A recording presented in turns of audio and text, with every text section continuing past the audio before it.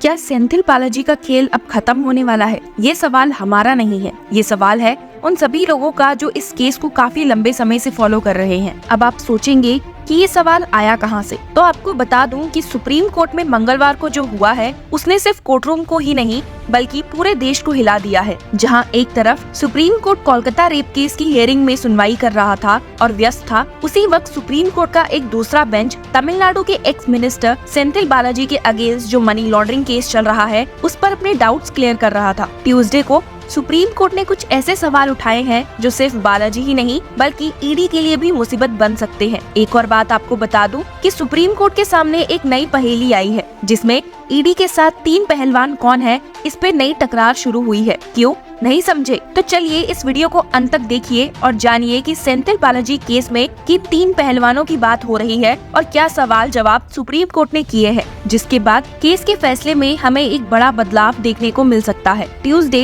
यानी कि अगस्त 20 की प्रोसीडिंग्स में सॉलिसिटर जनरल तुषार मेहता जो ईडी को रिप्रेजेंट कर रहे थे, उन्होंने कोर्ट को इन्फॉर्म किया कि मेन चार्जशीट में 47 एक्यूज्ड और 112 विटनेसेस शामिल हैं और सप्लीमेंट्री चार्जशीट्स भी फाइल कर दी गई हैं, जिसपे जस्टिस ओक ने क्लैरिटी पर जोर दिया और कहा कि ईडी को ये स्पेसिफाई करना चाहिए कि क्या कुछ ऑफेंसेस को एक्सक्लूड किया जाएगा। उन्होंने ये पॉइंट आउट किया splitting the predicate offences would not be beneficial. इस मुद्दे पर मेहता ने एक स्पेशल पब्लिक प्रोसिक्यूटर अपॉइंट करने का सुझाव दिया। इस पर जस्टिस ओक ने कहा the court had already issued notice on the complainants plea for appointment of SPP. दरअसल हियरिंग के दौरान सुप्रीम कोर्ट ने ऑब्जर्व किया कि ईडी को या तो तीनों प्रेडिकेट ऑफेंसेस के ट्रायल पर पूरी तरह से भरोसा करना चाहिए या फिर उनमें से कुछ केसेस को एज प्रेडिकेट ऑफेंस छोड़ देना चाहिए। कोर्ट ने कहा कि ट्रायल्स को स्प्लिट करने से कोई फायदा नहीं होगा। जस्टिस ओक ने कहा either there is a complete trial of all offences which are treated as predicate offences or you say that a particular case will not be treated as predicate offense. Otherwise,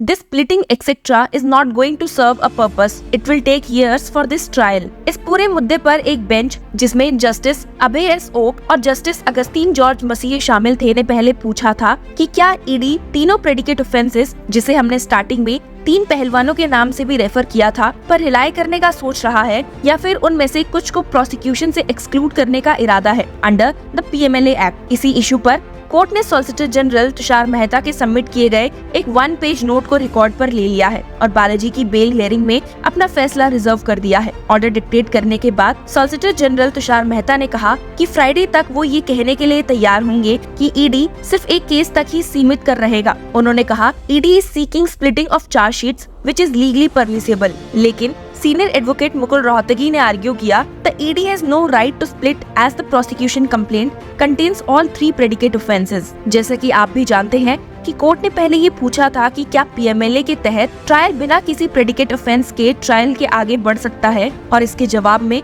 advocate Zoheb Hussain for the ED ने submit किया था कि 3 predicate offences में से एक case में 2000 से ज्यादा एक्यूज हैं। इसीलिए उन्होंने आर्ग्यू किया था कि अगर उस स्पेसिफिक केस में ट्रायल शुरू नहीं होता है तब भी पीएमएलए ट्रायल दूसरे 2 प्रेडिकेट ऑफेंसेस पर आगे बढ़ सकता है। सेंथिल बालाजी के खिलाफ प्रेडिकेट ऑफेंसेस में चार्जेस शामिल हैं अंडर सेक्शन 420 चीटिंग और आईपीसी के अदर सेक्शंस के तहत। साथ ही प्रिवेंशन ऑफ करप्शन एक्ट 1988 के रेलेवेंट सेक्शंस जैसे कि section 7 public servant taking bribe, section 12 abetment और section 13 misconduct of public servant भी शामिल है। सेंथिल बालाजी जो तमिलनाडु के ट्रांसपोर्ट मिनिस्टर रहे हैं बिटवीन 2011 एंड 2016, उन पे कैश फॉर जॉब स्कैम का आरोप है। ये कहा जा रहा है कि उन्होंने अपने पर्सनल असिस्टेंट्स और भाई के साथ मिलकर लोगों से पैसा इकट्ठा किया, उन्हें जॉब्स का प्रॉमिस करते हुए। मल्टीपल कंप्लेंट्स रजिस्टर की गई थी जिसमें कैंडिडेट्स ने क्लेम किया कि उन्होंने पैसा दिया पर नौकरी नहीं मिली। जून 2023 में बालाजी को ईडी ने अरेस्ट किया मनी लॉन्ड्रिंग केस के चलते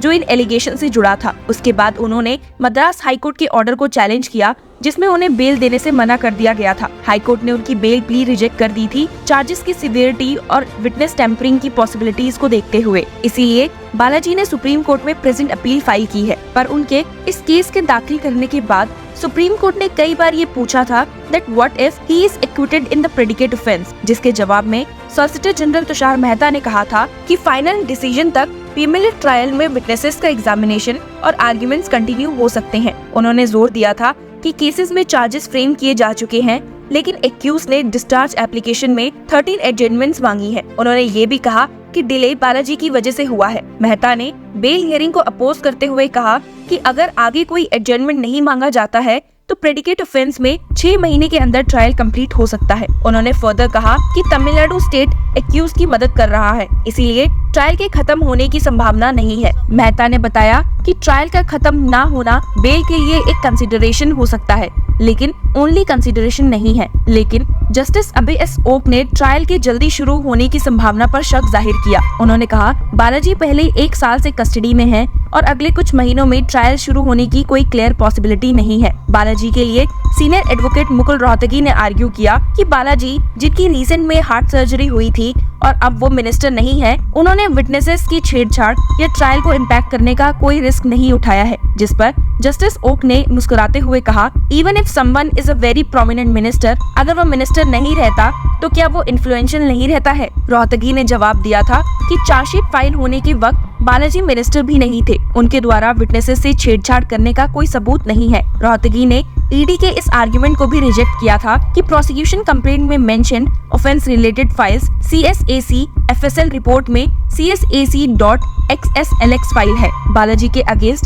2 विटनेसेस के लॉयर्स ने आर्ग्यू किया कि स्टेट ने नेसेसरी सैंक्शन देकर ट्रायल में डिले किया है और बालाजी की रिलीज से उनकी सिक्योरिटी खतरे में आ सकती है। आपकी जानकारी के लिए बता दूं कि इस केस में आम आदमी पार्टी लीडर मनीष सिसोदिया का भी जिक्र सुना गया था। SG तुषार मेहता ने केस में कहा कि ट्रायल प्रोसीडिंग्स में डिले के चलते मनीष सिसोदिया को बेल देने का रीसेंट डिसीजन इस केस पर लागू नहीं होता है। उन्होंने कहा, उनका भाई फरार है, हमें दिखाया गया है कि उसके अकाउंट में कैश डिपॉजिट्स हैं। वो विटनेसेस और विक्टिम्स को अपने फेवर में कर रहे हैं। सिर्फ 1 साल की इम्प्रिजनमेंट और ट्रायल में डिले का पोटेंशियल थ्रेट उसे रिलीज करने का अच्छा बेसिस नहीं हो सकता। हालांकि अभी ईडी को सुप्रीम कोर्ट को ये क्लियर करना है कि क्या वो तीनों केसेस में ट्रायल एक साथ शुरू करेंगे या फिर ऑफेंसेस को स्प्लिट करके ट्रायल को आगे बढ़ाएंगे। लेकिन ये भी जानना जरूरी है कि अगस्त में ही ईडी के 1 साल के बाद चार्जशीट फाइल करने के बाद सिटी कोर्ट ने बालाजी के अगेंस्ट चार्जेस फ्रेम कर लिए हैं। सिटी कोर्ट ने उन्हें बताया कि उनके अगेंस्ट PMLA के सेक्शन 3 और सेक्शन 4 के तहत चार्जेस फ्रेम किए गए हैं। ये चार्जेस